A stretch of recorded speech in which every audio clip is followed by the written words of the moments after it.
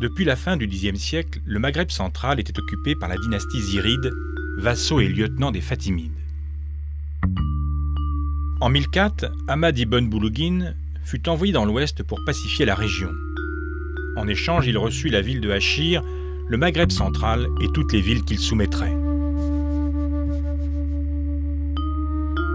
C'est dans les monts des Mahdides, dans un vaste cirque entouré de versants escarpés, que Ahmad, fort de ses succès, fonda en 1007 la Kala, véritable ville forteresse, capitale des Hammadides. La Kala était bordée d'une large enceinte en pierre qui comportait 3 portes principales. Aujourd'hui en ruine, les études menées depuis le début du XXe siècle sur le site nous ont permis de proposer une hypothèse de reconstitution de certaines zones. L'aménagement urbain s'est fait sur les 4 parties les plus basses du terrain, constituant des quartiers, chacun doté d'un palais. Parmi eux, le quartier du palais du lac, celui de la mosquée et celui du palais du Manar. D'après les sources, la ville connut un important rayonnement culturel, scientifique et commercial, attirant en ses murs des personnages célèbres de l'époque, comme le savant Abd al-Rahim ibn Isaac ibn al-Majloun al-Fassi, ou le poète et savant Abu al-Fadl ibn al-Nawi.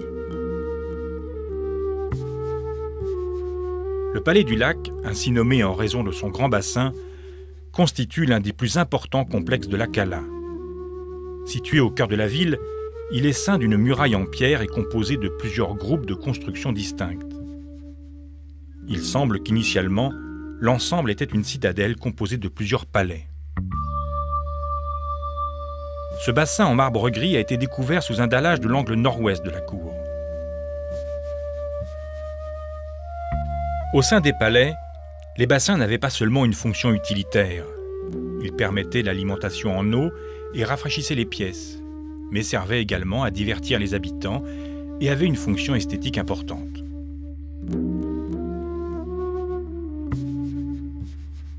Plusieurs carreaux de revêtement aux formes variées ont été découverts, en particulier dans les palais du lac et du Manar.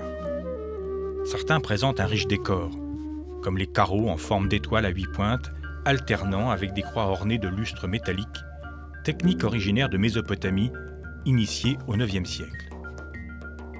Qu'ils aient été importés ou produits sur place, ces carreaux attestent de la richesse du décor des palais de la Kala.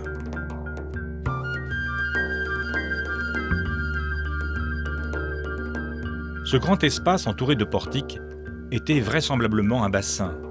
Il abritait peut-être des joutes nautiques. Dans le monde islamique, on connaît d'autres exemples proches, tel le bassin almohade de la Ménara à Marrakech. Le bassin de la Ménara, qui s'étend sur environ 3 hectares, servait notamment au stockage de grandes quantités d'eau destinées à l'irrigation des vergers alentours.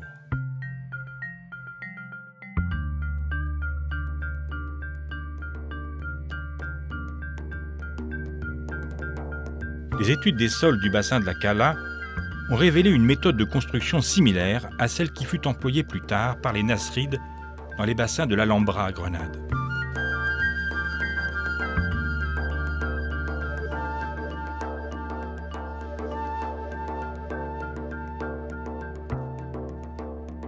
La grande mosquée de la Kala se trouve sur le versant sud d'un vaste coteau, à 1000 mètres au-dessus de la mer. L'édifice a connu plusieurs phases de construction.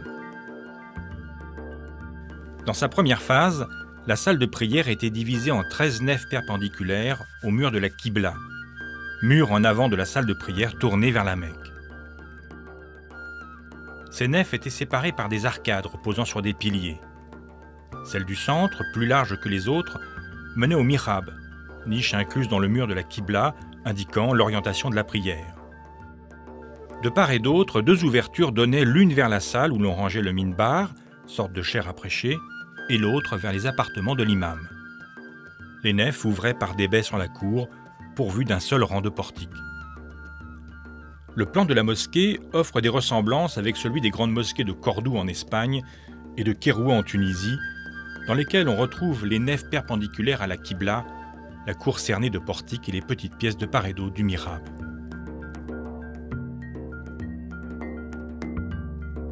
Durant la seconde phase de construction, le portique fut agrandi et prolongé pour faire le tour de la cour. La façade de la salle de prière fut renforcée par la fermeture de certaines baies. Dans les angles de la cour, des édifices furent ajoutés. C'est certainement durant cette phase que fut construite la Maksoura, dont les murs dépassaient les toits de la salle de prière. Cet espace en avant du mihrab était réservé au souverain et constitué de plusieurs nefs parallèles à celui-ci qui modifièrent l'axialité du monument, lui conférant un profil similaire à certains édifices almohades, comme la mosquée de Hassan à Rabat ou celle d'Al-Mansour à Tlemcen.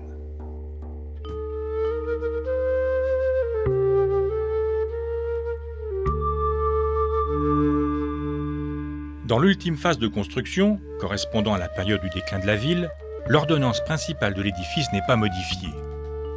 Les travaux de cette phase furent réalisés avec des matériaux provenant de démolition. Les entrées de part et d'autre du minaret furent condamnées et un étage fut rajouté aux constructions des angles. Dans l'axe du mihrab, inclus dans le mur nord, se trouvait le minaret construit sur un plan carré similaire à ceux de Syrie. Durant la seconde phase, il fut doté d'un décor de céramique sur sa face sud et son escalier de bois fut remplacé par un escalier maçonné. Son décor s'organise en 3 registres verticaux. Une plaque rectangulaire ornée de palmettes et de rinceaux surmonte l'entrée.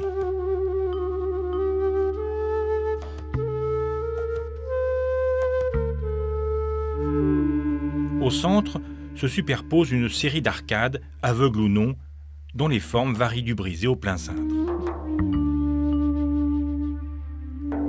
De part et d'autre de ce registre, des niches aveugles, parfois achevées par des décors de coquilles.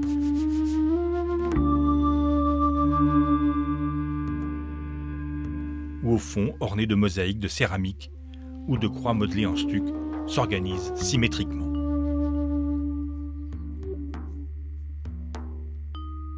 Les premiers chercheurs ont vu dans certains éléments du décor un lien avec des motifs antiques et byzantins. Détruit dans son sommet, on peut supposer qu'il était surmonté de merlons et d'un lanternon, similaire à celui de la mosquée de la Koutoubia à Marrakech. La forme et le décor du minaret sont à mettre en lien avec les édifices contemporains de la Giralda de Séville et de la Tour Hassan de Rabat.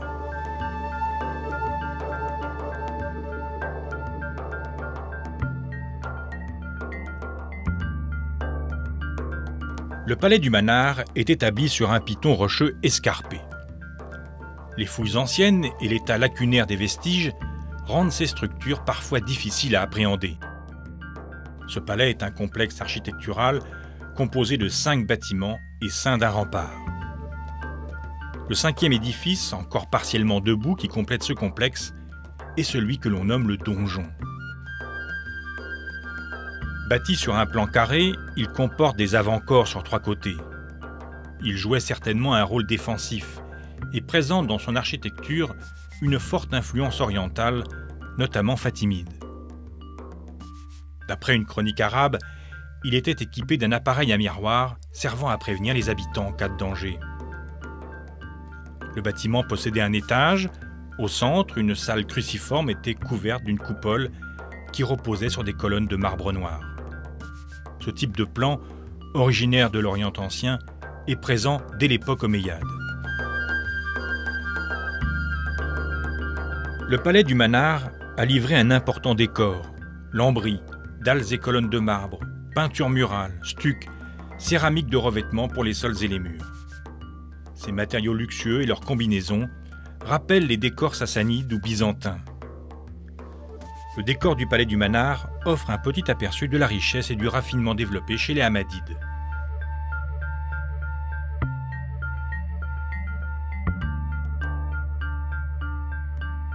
Dans le courant du XIIe siècle, la puissance de la ville commença à décliner au profit de bougies. Pillée et détruite à plusieurs reprises, les sources n'en font plus mention au siècle suivant.